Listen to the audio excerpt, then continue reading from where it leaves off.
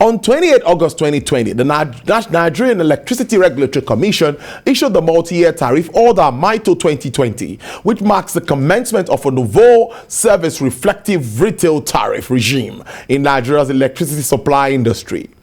The longer-awaited MYTO 2020, which has been due for issuance since April 2020, is an extraordinary review of the MYTO 2015, issued in February 2016, which had undergone 2 minor reviews since July and December 2019, respectively.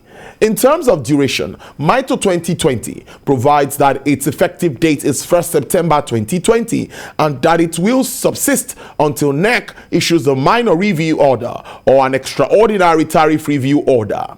However, in keeping with the MYTO methodology, which prescribes major tariff reviews every 5 years, MYTO 2020 also acknowledges that NERC will conduct a subsequent major tariff review in December 2020, but the issuance of MYTO 2020 has been the source of much debate within the NESI and the general public at large, as it introduces a dramatic tariff increment for certain customer classes.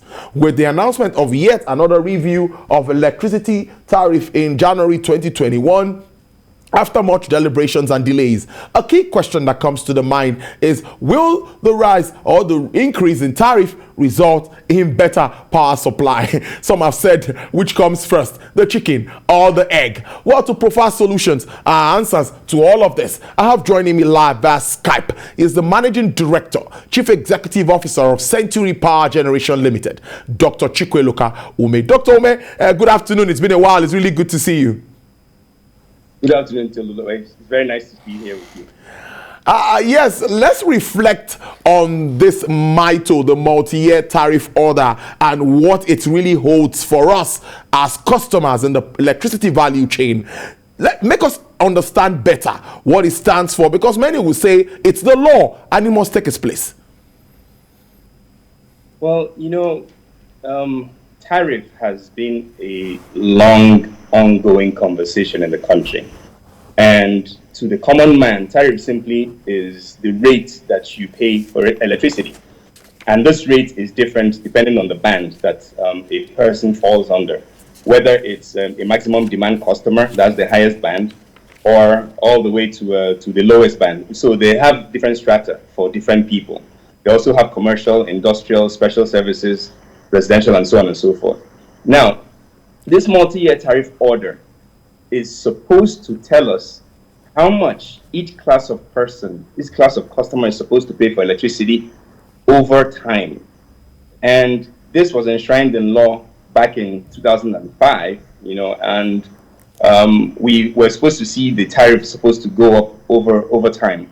Now, as you may remember, last year in September, there was a price hike.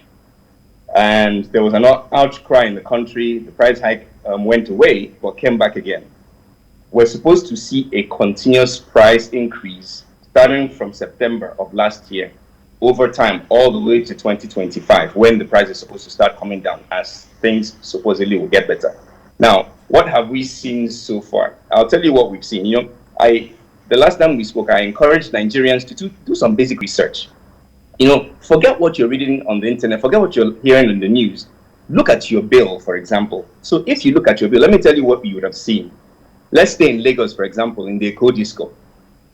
Pick one band, the B band under MD1, maximum demand 1. So what we saw was, before September of 2020, your bill would be 29 naira per kilowatt hour. In September, that bill went up to 52 naira and 81 kobo. In October of 2020, it went back down to 29 naira. And then by November, it went up again, almost double, to 50 naira and 23 kobo. Now, in April, the rate has gone up to 52 naira and 81 kobo, and it stayed the same since then. Now, there's talk of the tariff is supposed to change again. According to the MYTO, yes, it's supposed to change again, but the timing is wrong, because Nigerians are going through extreme hardships now. Inflation has gone from 13% when we had this conversation last year, now to about 17%. The dollar has gone close to 580 naira a dollar. And average Nigerians are feeling this in their purse. The income hasn't gone up. So, I know it's the right thing to do to raise tariffs, but the timing is just very poor on the average Nigerian. Even the rich are feeling it as well. Now, do you think the private guys, yes, we've always talked about privatization. Many times on this show, I've asked you questions if we need a review or not. But let's now leave the review on one side at the moment and stay with what we have. Do you think the private guys are also doing enough? Because many say the argument is always, we don't have a cost-reflective tariff, we are not being paid, the Gencos, everyone has issues with liquidity. So do you think the guys are also doing their bit to support, improving this value chain, which is key? One way or the other, they have a role to play. I'm talking about the investors here. Yeah, so it depends on which investor you talk to. And, the investors all across the value chain, starting from gas production to gas transport.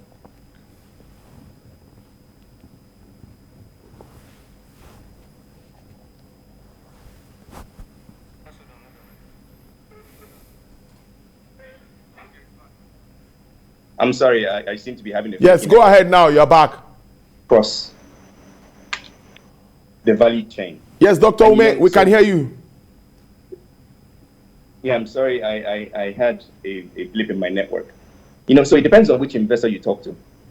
Every investor will tell you that the economic situation in the country is making it very hard for them to invest. So you borrow money, you put into the power industry, and before you know it, your margins are eroded because the dollar exchange rate has gone crazy. And then we keep having these discussions or these reviews in our regulations. For example, there's been talk of the eligible customer regulation going away. That's upsetting the apple cart. So, when I look at privatization, I keep saying, the government did the brave thing and the right thing in doing the privatization of the power industry. But I also say that we have to complete the privatization so that when you hold investors, when you hold the private sector accountable for what they're supposed to do and what they're doing, then they will be able to respond responsibly because they are in charge of their destinies. Right now, they're not fully in charge of their destinies. We have breaks in infrastructure all across the value chain. We don't have enough gas pipelines across the country. So you're finding people having conversations of moving gas from the production points to where it's going to be used to produce power as compressed natural gas in trucks or as liquefied natural gas also in trucks. This also has the effect of raising the tariff, of power generated. How can we fix this? The way we can fix this, is the government needs to freeze the regulations, at least freeze them for a while so that there's some stability. Government also needs to provide some support to these investors in terms of, making money available to them, cheap money available to them to invest. For example, the metering program. Now we're on the national mass metering program, and the CBN is providing loans to the discos, and also saying that the only companies that can build these or assemble these meters in Nigeria are local companies. That's good, because it means that the money that goes into these pockets will stay in Nigeria, and we can employ more people. That's a good thing, but we need to make sure that there's no red tape around this, so that those companies that can assemble the meters and more that can join them will actually start to spring up and grow. And money can actually get into Nigerian people's pockets so they can pay the bill. So every little bit of help from the government will be good. But then I think the market, the sector is over-regulated. All the way from gas production to distribution, it's over-regulated. So we need to take a second look. Listen to the investors, because they're the ones that will tell you where it's pinching them. They're the ones that will tell you what's preventing them from making the investment that they need to make. In my company, for example, we struggle. In Century Power, we struggle because some of these regulations are making it very hard for us to complete the development that we've been doing since 2012 and actually start to produce electricity. And many other investors are feeling the same thing, and this has forced us to have only one project financed IPP that has been built in Nigeria in the last decade, Azura Power. So we need to take another look, and we need to be brave as a people. The government needs to be brave to do the right thing. Let's move on to metering. I know we've talked about this even before now, but it's topical. Before now, it was there was a scheme before we came up with the national metering initiative from the federal government at the moment. There was MAP before now, yes, metering asset provider and all of that. We moved out of that. It's not the job of the discos to provide meters. It is government that will provide meters. A lot of issues. But I think there's been a little bit of more accountability and transparency since the people started getting meters, and people are metered, they are charged what they consume. But my question really is that where are we when it comes to percentage of coverage? Are we doing very well with all of the initiatives? I think the central bank is also putting some money in regards to metering. Yes. So if you remember the last time we spoke about metering, I told you, and I still insist the same thing.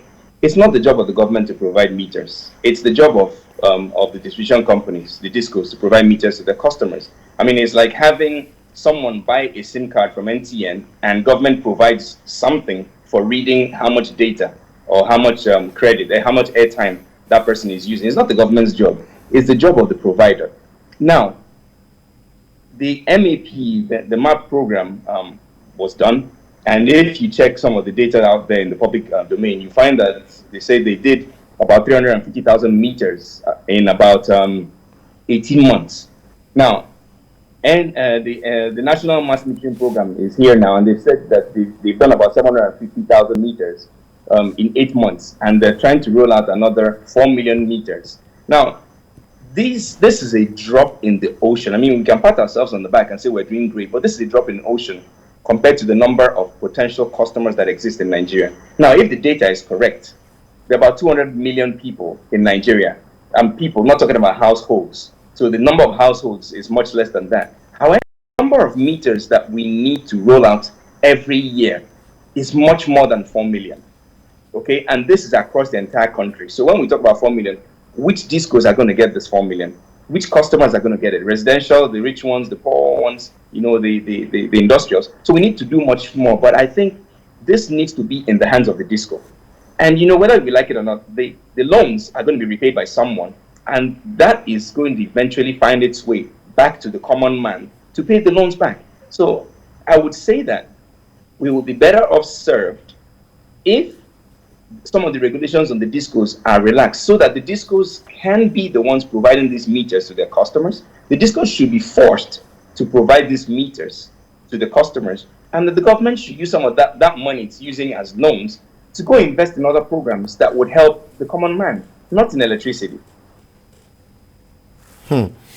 Well, let's now look at what more can be done. We've talked very much about these challenges. Liquidity is one of it, very big. And of course, infrastructure and all of that. What more can be done to particularly improve infrastructure around the power value chain? And eventually, when will they break even? When will they make profit? Or come out to tell us that they made profit? Yes, it's in two phases. So again, it depends on which sector of this value chain that we're talking to. Now the government is working to build gas pipelines across the country. They're finishing up the OB3 pipeline that's going from the south and southeast to the southwest. They're also working on the AKK pipeline that's going from Ajokuta all the way to the deep north. That's good, but there's much more to be done.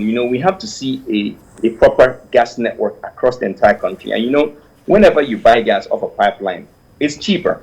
Now we've said that the government has said that the regulated gas price is $2.18 per unit, as against what it used to be $2.50 per unit. But which company is incentivized to sell that gas to an off-taker on the pipeline? There are not many. There are quite few of them. The government also needs to look at the gas producers and find out what their pain points are. I mean, some of these pain points are well known. So more can be done to incentivize these people to produce more gas and sell. But to incentivize them, they need to make sure that when they sell the gas, they will actually be able to collect the money for the gas that they sell. And some of them will tell you today that when they sell to power producers, they're not able to collect everything, And then you go to the Gencos. We think we have enough generating capacity in this country, but we are very wrong. Best case scenario, we can produce maybe, 8,000 megawatts in this country today. We need a minimum of 40,000 megawatts in this country if we're to get serious. The transmission network is quite poor. We have maybe a transmission capacity of, 6,000 megawatts. We have to build much more, and government can do this. It's the private investors that will do this. And then we get to disco. So at the end of the day, Tolu, if we have a playing field, an investment playing field that is easier to do business in, and we have some kind of stability in the economy, where if you know that you borrow money today at a certain interest rate, you buy equipment, or you buy equipment, you invest in infrastructure, you invest in people, and so on and so forth. 1 year from today, your investment will not be eroded because the economy has tanked or regressed so much. You also need to know that your investment will be protected by regulations. So things that we hear, when we hear things like the eligible customer regime is going to be rolled back or cancelled, that doesn't send very positive vibes to the industry. So these kind of things need to go away, and NERC has a lot of work to do in helping do this. The Ministry of Power has a lot of work to do. NBET also has a lot of work to do. Ultimately, the government has to do a lot of work. And, I said it to you the last time we spoke. We've had a lot of meetings. We've had a lot of consultations. We have the roadmap set. We have very smart people here that can help drive these policies. But again, put square pegs in square holes, round pegs in round holes, so we can actually drive this. It's as simple as that. Let's wrap up on this note. We're actually out of time, but I just want, if we can do this in 2 minutes, are we taking advantage of other sources? If we are, how far have we gone? I know we're doing some things around solar. What more are we doing? I say to you, if you have an abundance of a resource in your country or in your home, why go to look for another one that you have to invest? Solar is great, but we have an abundant supply of fossil fuels. And today we can generate electricity with those fossil fuels in a clean fashion and in a sustainable fashion until the resources run out. Why don't we focus on that? We should stop getting distracted with all kinds of things. People have talked about nuclear. It's a big distraction. Solar, we will never be able to generate enough electricity to serve every Nigerian in the next 10 years using solar. It's never going to happen. We need to focus on gas. We need to focus on coal. For now, we have some hydro already. Focus on these things so that we can actually have a robust installed power base in this country. This is the only way, and this is the only thing we can do for the next 20 years. Anything short of that, we are playing games, and it's never going to come to fruition. Brilliant submissions as usual there. I've been speaking to Dr. Chukwueloka Umeh. He is the MD and Chief Executive Officer of Century Power Generation Ltd. Thank you very much. Enjoy the rest of your day. Happy Independence Day in advance. Thank you, Tula. I wish you the same.